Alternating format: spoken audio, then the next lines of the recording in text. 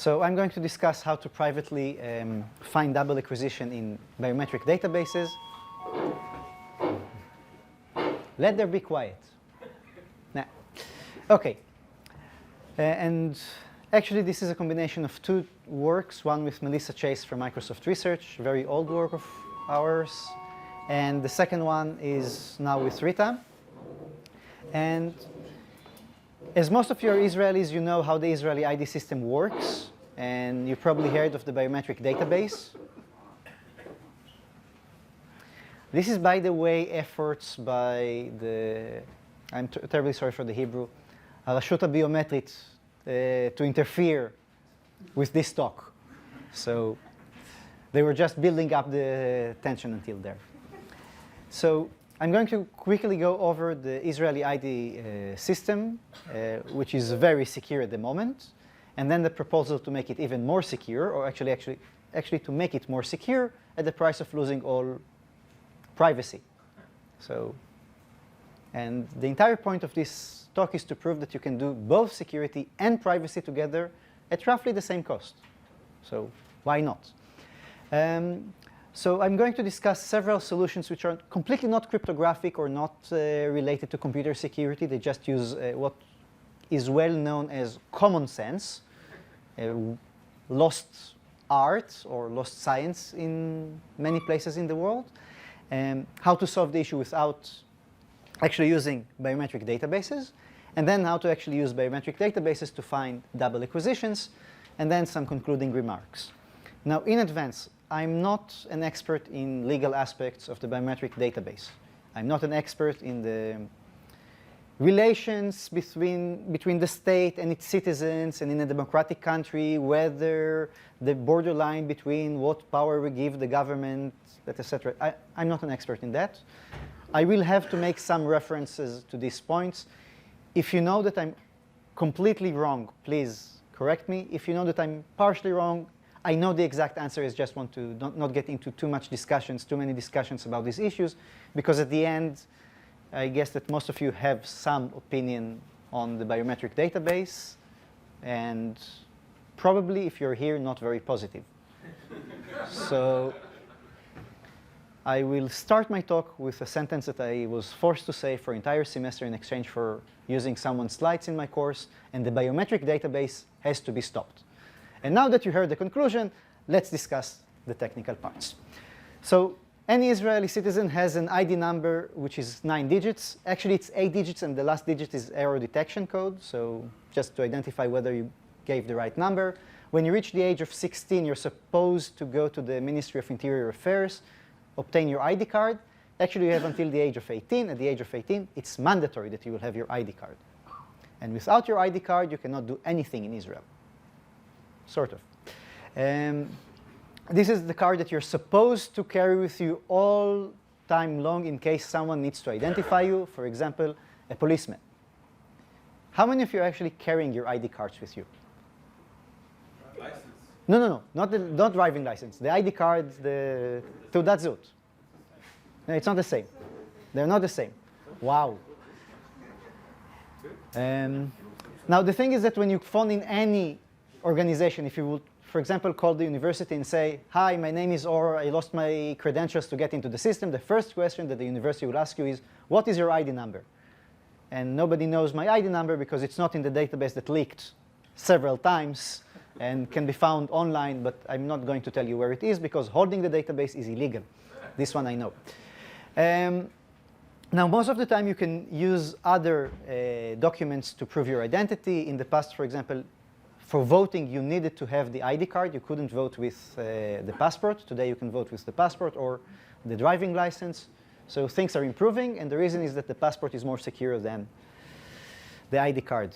But there are still some rare cases where you must have your ID cards. If I'm not mistaken, when you buy an apartment or something like that, you need to have an ID card and not driving license. It's not sufficient. Passport is okay also. I'm not sure if in Israeli, but in any case, this is the ID card. For those of you who don't know it, it's actually a piece of laminated cardboard. You just take a cardboard, you laminate it. Actually, just remember to cut the cardboard correctly, that it looks as if it was printed officially by the government. I'm not going to teach you how to cheat the system, but at this point of time, it's really a laminated piece of plastic. Just print whatever you want, make yourself this thing, and then there is this appendix which contains data which changes over time. So in this part, you can see, well, you cannot see because it's blurred, but the name and the father's name, and it used to be depending whether your grandparent believes in some religions, you also had the grandparent's name. The Israeli mishmash of doing everything weird. Date of birth, well, the country, your sex, your gender, sorry, and where the ID card was given. And then there is the appendix, which contains all the data that changes, like your address, kids, well, I think that's all. And status, marital status, whether you're married or not. So this is the card. This is really a piece of paper. If you don't know it, if you ever held one of these, this is a piece of paper. Just print at home whatever you want. A very good system. The first issue is the card does not have any validity. I wanted... I'm talking about the old system. The new... OK. I wanted to show you my father's ID card. However, due to privacy concerns, I cannot show it. But he's still using his picture from more than 30 years ago. Now, again, I cannot show you the image itself, but trust me, if you look at the image 30 years ago, which is, by the way, black and white, because black and white was acceptable back then, and you look at me and at him at the same time, I look closer to him, to the picture, than he looks to his picture. So obviously, this is a very strong solution. What features you instruct? Yeah, that's true, but DNA is not on the ID card, so. And yet, thank you. So it's not very hard to forge new ID cards. It's surprisingly easy task. On one end, on the other end, as usual, there are people who fail to do that, like the guys who try to forge an $18 bill. It requires sort of intelligence, yeah, intelligent design. So given this situation and that identity is so easy to forge and ID number is so easy to steal, and how come identity thefts are not a big issue in Israel like in the US or in other countries? And there are actually several reasons for that. The first one is that actually most fake IDs in circulation, if you ask the people who deal with these sort of things, are actually legitimate cards that were taken by someone else and are being used by someone else. Meaning these are legitimate cards that somebody opened and changed the photo or didn't change the photo or just using the same ID card. So these are actually official ID cards which are still being used. Usually the person who lost his identity does not complain either because he's dead, and that people do vote but do not complain a lot, or people who left Israel and left and leave their ID cards to relatives or colleagues or to people who are using them. Collaborators. Let's call them this way. Sometimes actually it's not only done with their consent, but it's also for the benefit of the person leaving the country, that there will be someone in Israel with his ID card.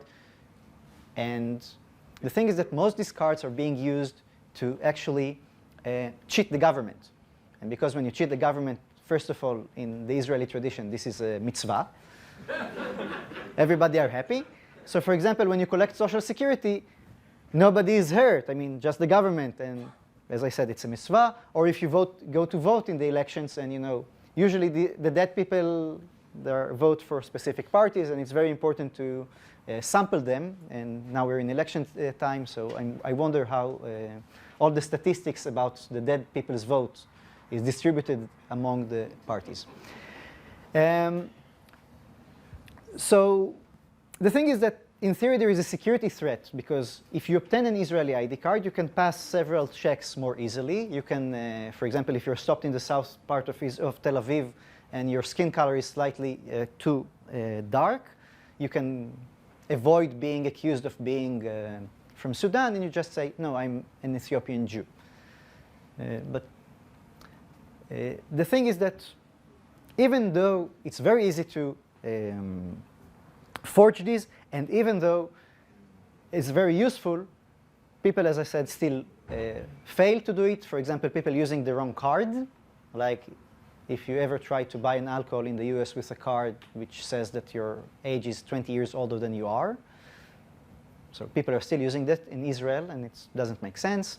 Sometimes they use the wrong checksum on the digits. They just make up an ID number, and the checksum is wrong. True stories. And actually, if somebody holds you, you can always call into the database. There is a database of all the citizens and actually check things against the database, which, as I said, leaked. So if you fail to copy the entries from the leaked database into your forged ID card, you deserve to be arrested. OK, so there is a database. The database contains all your personal data of the sort like your ID number, name, parents, siblings, and that sort of stuff. It contains other sensitive information. For example, adoption cases are also, there is some marking there. And of course, if the database is leaked, everybody loses their privacy. Surprisingly enough, this database is given officially and legally to several parties under several conditions. For example, political parties can get a copy of the database before election, so the parties can call voters and try to motivate them. Banks receive access to the partial part of the database to verify that somebody comes with an ID, is actually an honest person and opens an account and is the person he's claiming to be. So there are reasons to give access, and the way the access is given is not like somebody is connecting, they just give the database. And obviously, when you give the database to someone, 3 dots, you know exactly what's happening. So the database was supposed to be kept secret, but it leaked, and I think that if I had 1 cent for any time it leaked, at this point I would be able to buy something nice. But I guess more than that.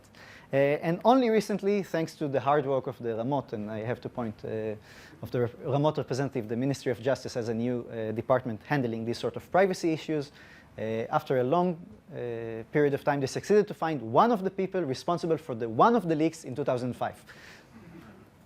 And I think he was sentenced to prison, but I think he's not serving anything, right? It's just community work. I see. Next time we're going to bring her to speak. OK, so here's the new proposed ID card, because the ID card system sucks. First of all, the ID cards are going to contain smart card, the chip. The chip will contain biometric information of the person holding the card. And the data will be signed by the Ministry of Interior Affairs, so it will be very hard to forge ID cards. And no longer would I need to contact some database to check whether the ID card was officially generated. I just check a digital signature. We have good digital signature schemes, very easy to do. If you know the biometric passports, the standard of the biometric passport is just exactly the same thing. There is a digital signature there. And then there's going to be another thing, which is building a huge database with biometric data of all the citizens of Israel. As I said, if you think it's a smart idea, you probably wouldn't be here at this point. So here's the card. There is a validity period. This is a new feature, security feature. And it's very easy to check whether this image, first of all, it's a bit harder to print these at home, even though given 3D printing, I'm predicting that people will start using 3D printing to print more interesting stuff.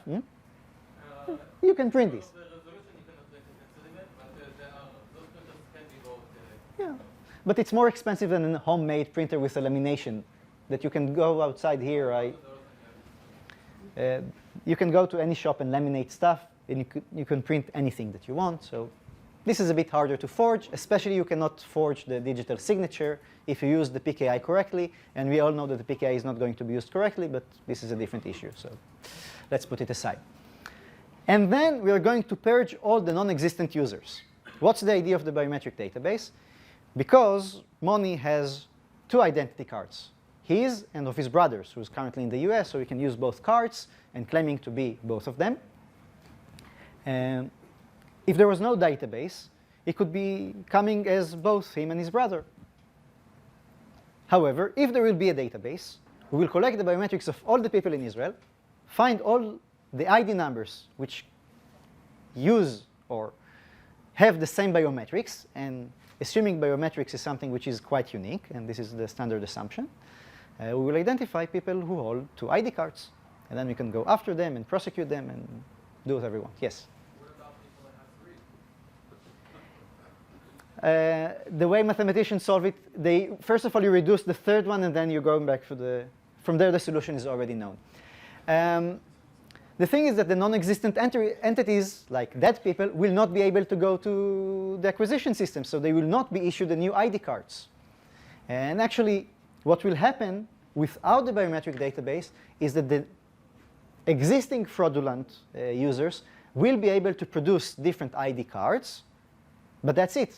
If we will make sure that there are no new fraudulent users, we will slowly start to reduce the number of fraudulent users in the system in the long term, because if we make sure that there are no new ones, at some point of time, the fraudulent users will slowly decease and the problem will solve itself. But we want to do things fast and quickly and with no privacy, because who cares about privacy? So this is the idea of the database. But the thing is that to make sure that there are no double acquisitions, that means that when you go and acquire, you need to make sure that the person doesn't exist in the database already, meaning you need access to the database. And we start with saying, OK, only the database people will have access to the database system. But then somebody says, you know what, it's very important that policemen will also have access to the biometric database, because policemen needs to verify, and they cannot trust the cryptography, God forbid, on the smart card. They need to go and check on the database that everything fits, and then what do we do? And cards get lost. And So is this double acquisition the official sort of killer application for the database? Is this the justification? I think so, but you have to read the reason of the law, or whatever they call it. How many double acquisitions are there? Your estimate is as good as mine. I think the police is using something in the order of 200,000. No. 200,000. 200. Hmm? 2 per year. Hmm? 2 double acquisitions per year. No. They say there are way more, not double acquisitions. We're talking about how many people are holding ID cards not owned by them officially. The police talks about something which is about 3%. Relevant for this discussion, because these are all bad ID cards. The new ones will not have this. So what they're going to take from you, is anyone with the new ID card and went into the database? Because you cannot get the new ID card without going into the database, which is amazing. High resolution photo of your face, facial image, and fingerprints of both index fingers. It's supposed to be you. Supposed to, even though, of course, they forgot to make sure that they know how to compare different people. So it's a different story. So privacy concerns. First of all, we're giving all our private biometric information to the people who brought to you the fiasco of losing the database once, twice, 3 times, 4 times, etc., etc. Not a very smart thing to do.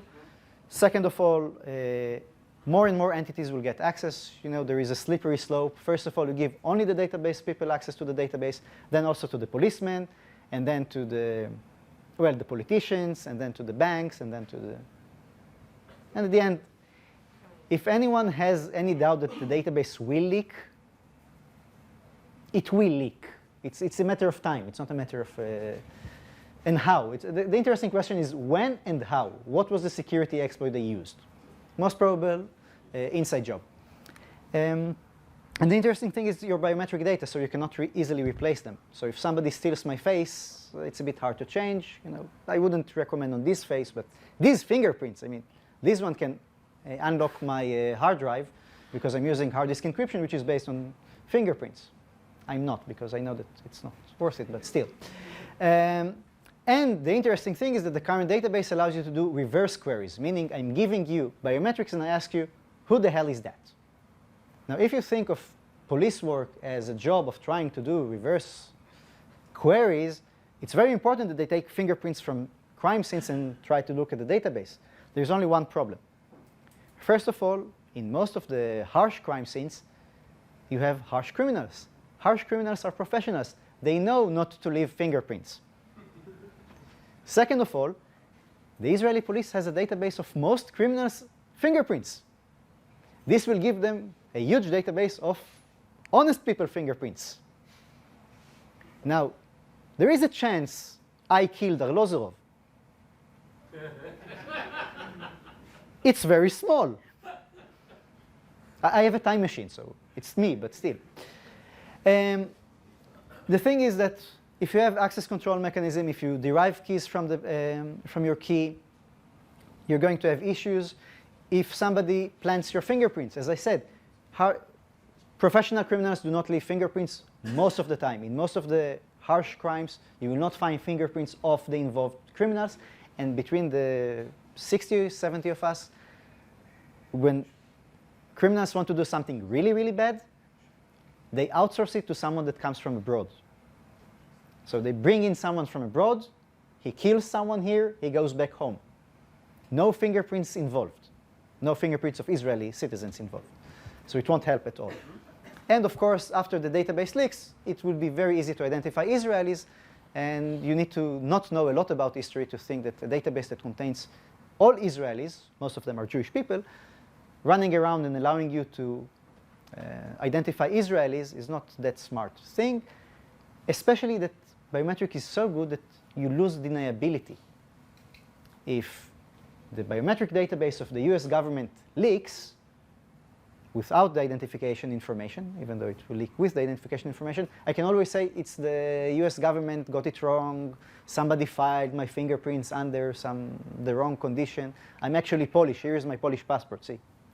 But this will not help when there is an official database of the Israeli citizens that will leak. And this is a bit doomsday thing. One can take the high definition photos and connect all the CCTVs, and a police state is just one CCTV away. Ask the British people. Police state, I mean, anyone can swipe fingerprints from the desk and figure out if I've been here or not. Yes, you lose your privacy. I mean, as Mark Zuckerberg once said, there is no privacy.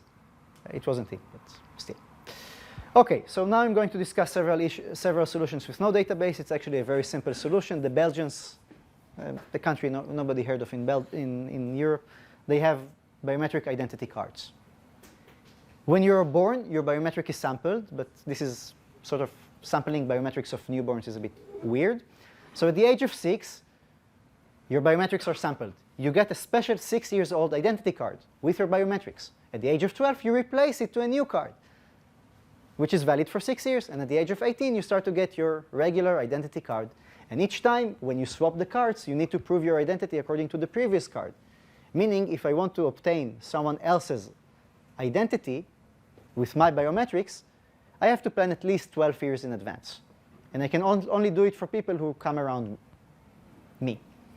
The thing is that people can say, OK, when the identity card is lost, how do you know that a simple attack on the system? Moni lost his identity card. He goes into the Ministry of Interior Affairs, so the equivalent in Belgium, and says, I lost my identity card. They issue him a new identity card because he's Moni. Then he's going again and say, I lost my identity card, and impose his brother. And he will get an identity card. So he will have 2 identity cards, which is the thing that we wanted to avoid. So the thing is that in Belgium, when you lose your identity card, you go to the police. And then not the Ministry of Interior Affairs person is interviewing you, but 2 policemen, policeman 1 and policeman 2. And then you need to prove your identity to policeman 1 and policeman 2. And only if the 2 of them are happy with your answers, and they are policemen. First of all, they're supposed to be better in interrogation. And second of all, you can show them, for example, I lost my identity card, but here's my passport, here's my driving license. OK, in this situation, you can easily trust the person. But if he doesn't have any documents, the police might say, OK, bring someone to attest that you're indeed who you claim you are. So very simple solution. Doesn't need any biometric databases, but it will probably not be adapted. So the only problem with this solution is that at today, if we switch to this solution, all the people who cheated in Israel in the past will be able to go once and change their false ID cards into new biometric ID cards.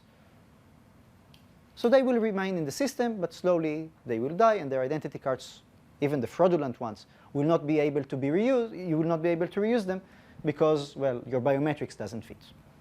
So this solves the issue, but it's not cryptographic, so it's not fun. You can also do it if you want to make sure that when somebody loses his ID card, he's really the person and you don't want to go to the police. Just issue him 2 ID cards. The probability that he will lose both of them simultaneously is so small that when this happens, you take the person and you grill him. Literally grill him for 1 full working day. You ask him questions. You force him to bring letters from his ancestors, from his siblings, from everybody, because the probability that you will lose your both identity cards at the same time is very small. Or you issue 2 cards, one you store in the office, but not connected to anything. So when somebody comes and say, I lost my identity card, he just has to wait for a long time until you go over all the identity cards in the database, in the storage, not in the database, until you find the official one. So these are solutions. The only problem is it does not allow for reverse queries, even in the cases that you want them. For example, if you have an Alzheimer guy walking around the street, and you want to know who he is. Happens once in a while. Not very often, but it happens. So you might have heard of Shamir's solution to the problem. Shamir suggested to do the following. Let's take buckets. We will divide all the people in Israel into buckets. And then in each bucket, we have a list of names and a list of biometrics, but that's it. No connection between the two. So in each bucket, we put, let's say, 1,000 names, 1,000 biometrics. And then it is very hard, even if the bucket leaks, I know that this biometrics is related to one of us. I don't know exactly who it belongs to. So you still maintain your deniability. But in the extreme cases where the police has to actually unveil the biometrics, they can go and ask 1,000 people, are you this person? I think Adi also suggested adding tourists and all sorts of... And then you can add tourists. And then you have the issue of how large the buckets should be such that you will have privacy and at the same time the functionality, and what should be the trade-off, how you add new buckets, how you move people between buckets. There are a few small issues with this proposal. The first one is once you de-anonymize a bucket. So once the police goes after a specific bucket and wants to know whether the biometrics belongs to Moni or not, they actually de-anonymize the entire bucket, and that's it. The moment the bucket is de-anonymized, all the biometrics is already in the clear. So you lost your privacy just because you happen to be with, I can give names of criminals in Israel, but let's say, and today it's very, never mind. Just pick your favorite criminal, put him with you in your same bucket, and you lost your anonymity because you're unlucky to be with the same. Or you can commit a minor crime and de-anonymize people. Or yeah, if you want to annoy someone, if you find yourself that you're in the same bucket with Adi Shamir and you want to find his biometrics, all you have to do is to commit not so minor crime, because the idea is that they will not do this for petty crimes, but for big crimes, and then you will find Adi's biometrics. Now, obviously, I'm not going to kill anyone to get Adi's biometrics. If I already have a gun, I can just go to Adi and point it into his head and obtain the biometrics, but it gives me some new interesting attack vectors. And it's very impossible to actually identify double acquisitions, unless by any chance the two biometrics happen to be in the same bucket, which shouldn't happen. So what are the formal requirements from a solution? First of all, I want a complete privacy, or we want a complete privacy, which is if I'm giving you, if I'm giving you a person, meaning I'm giving you the biometric properties, biometric sample, you cannot determine whether he's in the database or not. So in the standard cryptographic definitions, there is no algorithm that is able to determine whether this biometric is in this database or not, with probability better than just guessing. Fraud detection, so if somebody has two different ID cards, it will be revealed. I want to make sure that there is only honest detection, so the government cannot come to me afterwards and say, you actually joined the database twice, once with your ID and once with Moni's ID number. without having real proof, so I don't want the ability to frame people. And I want some controlled reverse query for the cases where the court suggests that there should be reverse query, and the cases where there is a group of people agreeing that there is supposed to be reverse query. So it's not only when the police decides that they should have a reverse query, because as you probably know, most of the requests to wiretap in Israel are approved. I think more than 99.9%. Also in the police is so careful about it. Of course. I guess that in the US it's roughly the same numbers. Shouldn't be very far away. And I think that the NSA, one of the Snowden revelations were that actually also in the US when they go to the special courthouses for terror or counter-terror, they always get approved. Okay? Everybody are happy? Now starts the technical part. You can fall asleep if you're not interested in technical details. So here's the standard cryptographic solution. Let's use secure multi-party computation. So for those of you who don't know secure multi-party computation, there is a function, and I want to evaluate it without revealing any side information. For example, if me or Moni earns more money.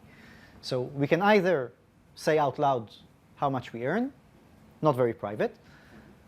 Second option is we go to Guy, who is a trusted third party, and we tell him our salaries, and Guy is being honest arbiter, tells us at the end that Moni earns more. Or what we do, we run some protocol at the end of which we know only one bit of information, which is who earns more. Now, obviously in this example, once I learned that Moni earns more than me, I have a lower bound on the amount of money he earns, and he has an upper bound of the amount of money I earn. But this is sort of information that we leak for any, even in the case if we go to a trusted third party. Now, the interesting thing is that any interesting function, we can do this sort of thing cryptographically. Any interesting function, not just comparing who earns more, but for example, everybody are holding their biometrics and ID cards. We're using some function that evaluates how many times a specific biometrics appears, or a functionality that tells you, oh, this biometrics is used by the following ID numbers. So there is such a functionality. So there is a protocol that allows you to compute it. The only problem is that this protocol requires everybody to be online. This is, you can get around it. And has a huge overhead of computation. You saw in Thomas' talk how to do comparisons between one image and 5,000 entries in a database. So for example, using the system, if I remember the numbers, it was 6.2 megabytes of communication, and it took 1 second. Now we're talking about comparing 8 million biometric samples to 8 million biometric samples. It scales linearly, so just it's going to take quite a lot of time, and it assumes that everybody are putting in their honest inputs. Not very practical. So even though this solution exists, it's not very practical. And actually, there is a different approach that says, OK, let's take the database and divide it. So let's generate the database. And instead of having one huge database, we will give each entity that we trust a part of the database. We can do something like that for passwords, for anything, for any sort of data. So we just share the database between some entities. The problem is that and they do the computation on our behalf. But when you do something like that and one of the shares leaks, that's it. It's just like in Shamir's case, once you de-anonymize a share, once you break into a share, the data leaks, unless you do resharing of the secrets. And again, it's not very practical. And at the end, we need to trust entities that actually have access to the data. And it's one thing not to trust the police, and I understand that it's easier to trust I'm sorry for the Hebrew now, האגודה לזכויות האזרח, האגודה לזכויות אזרח ביש"ע, בית משפט עליון, נציב תלונות הציבור. We can pick 5, 6, 7 entities that each of one partially trusts to some extent, and make sure that only if 5 out of 7 of these entities agree, then you can find double acquisitions. So if each of us trusts some of these parties, we will find everything. The thing is that we still need to trust these entities not to collude, which is completely different than I'm trusting האגודה לזכויות האזרח. I think it's ACLU, the equivalent of the American Society Civil Liberties. So the equivalent of the ACLU, for that matter, I'm trusting them that they will be honest to find fraudulent behaviors. I'm not sure that if they will get a good offer from someone, they will not sell the database, or the database will leak, or it just changes a bit the trust game. So here are the involved entities. We have the users who possess both the ID and the biometrics. We have the database, or we don't have the database, but this is what we're trying to build. And we have these blinding entities, which are the entities that are going to play in the game in producing the entries. And the idea of both solutions, the main idea is that actually generating the entries themselves should be controlled by these blinding entities. And once they finish this part, the entry is completely random, or looks relatively random. And as long as you're not a fraudulent user, having the same biometrics with two different IDs, you will not be able to identify any private information, to the point that you could publish my entry of the database online, and even if you have my biometrics, you will not be able to determine whether this record of mine is actually mine. Now, where the cryptographic trick is, to generate the entry, you need the assistance of the blinding entities, but only in the generation, not in the second part, in one of the solutions. So how does it work? The user arrives to the acquisition system. I identify myself. Here is my ID card. My biometrics are being sampled. Then we run a secure multi-party computation between a limited set of players with very little data. They produce the following entry. They produce an entry which is then stored in the database. This is how it works. And for the first solution, at this point, you no longer need the blinding entities. If somebody was cheating, I will catch him without the help of the blinding entities, and that's it. So how the magic works, let's assume there are L blinding entities, and there are 4 secret keys which are shared between them. For the cryptographers, we just evaluate PRF. For the non-cryptographers, there is a function that you can compute only if you know S, R, T, or Z. But instead of holding S, R, T, and Z, somebody holding these secret keys, we share them among the blinding entities. You can do that cryptographically. And they will be able to compute these entries only if all of them or part of them agree. You can predetermine the thresholds. So this is actually applying a function on the biometrics with the key S, applying a function with the key R and the key T and the key Z with the ID. And these are the interesting parts. These are the signatures that actually, these are attestation of the blinding entities that they played correctly and that they attest that this entry was generated correctly. This is for the sort of receipt sort of thing. This is just attestation of them, everybody behaved correctly. So it's not very important. And here is the most important part. You can see that the identity number is encrypted by a key which is the randomness, F of R of the biometrics.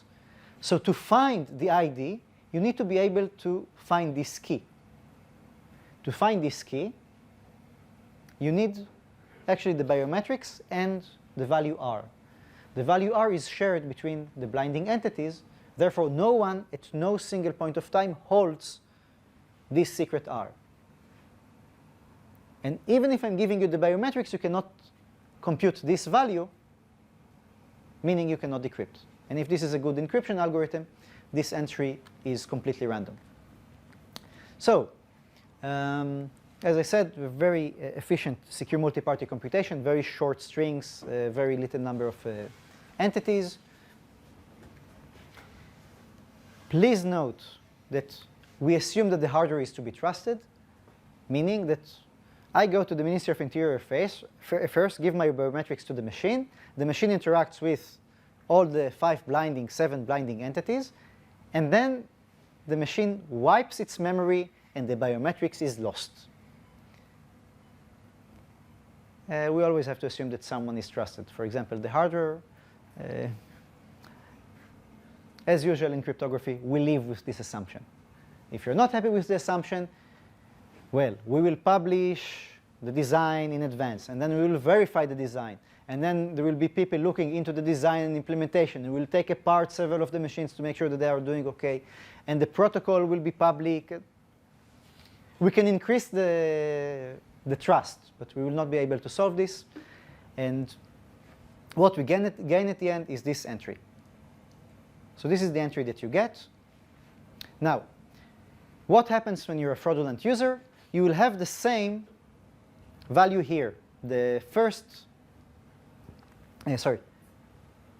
entry is actually something which depends only on the biometrics and the secret S, which is the same.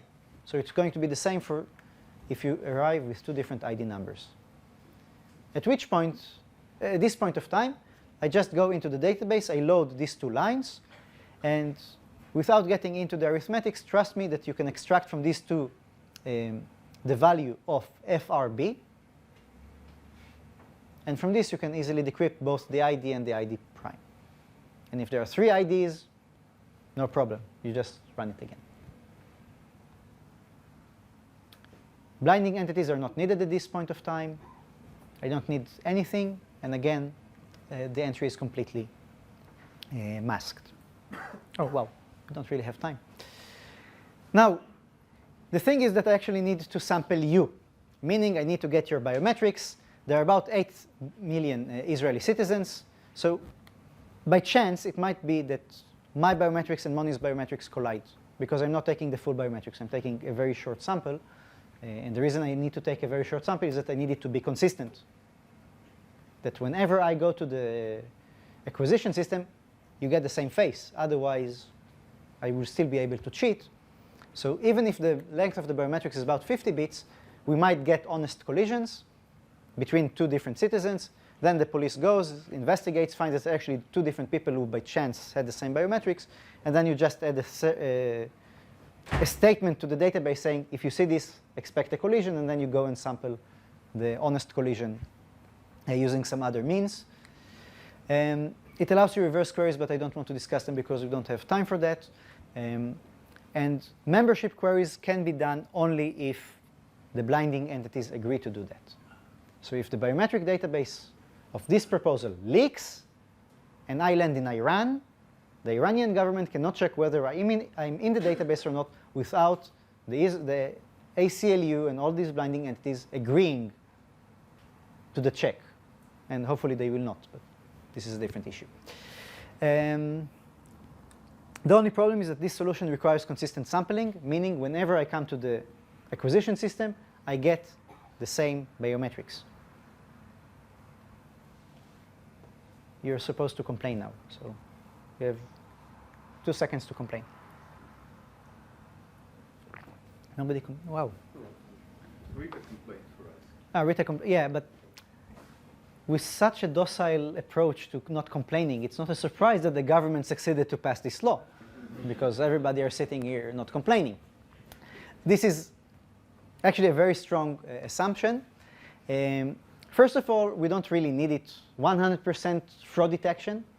If the chances of being caught is more than 90%, I would assume that most of these people will not go after a second ID card.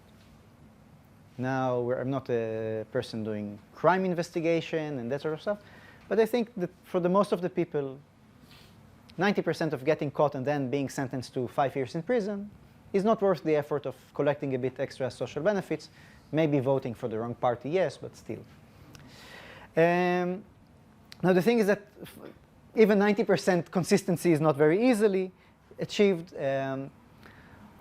One advantage is that acquisition is actually done in acquisition system stations, which are in a controlled location, in a controlled environment, under a very restricted set of conditions. So you can actually control it. And in theory, you might be using a completely different biometrics than the one on the ID card. The ID card contains your facial photo. For the biometric database, use a 3D scanner. They are not necessarily the same biometrics. Don't need to be. And then you might be able to produce this consistently. Unfortunately, as Rita said, it's still not 100% possible, and not even 90% possible to come into an office, just have my photo taken or the 3D scanning, and then always get the same result. There's quite a lot of noise. And actually, what we do, the second solution, is actually the following. In theory, we take a random 75-bit key, and we encrypt it using your facial image. When you tell you that we generate keys from your facial image, we lie, because this is what cryptographers are doing. We lie. We take a random key, and we use your face to encrypt the key. When we sample you again, we decrypt the ciphertext. Then we need to do some error detection, error correction, because of the fact that it's not the same face that was used to decrypt. But this is a 75-bit of a key. So if you use the correct biometrics, the key K is going to be revealed. OK, so here is the protocol. I come to the station. They generate an entry, and then they check whether the entry exists in the database. How do they do that? They extract the key, and then they go over all the entries in the database and try to decrypt them, or to handle them, check whether the key for one of the entries in the database. It's more time-consuming than the previous solution, but it's more realistic than the previous solution. So those of you who prefer to ride on unicorns, you're most welcome to wait for them. For the rest of us, there are zebras. Yes? So kind of in standard biometric systems, we assume that the user has an incentive To cooperate. to cooperate and try and produce the same image, and to make their face look the same way, or to not have cuts on their fingerprints, and this doesn't hold true here. True. But given the fact that this is done in acquisition systems, so for example, I can pull your beard to make sure it's real one. You do it without makeup.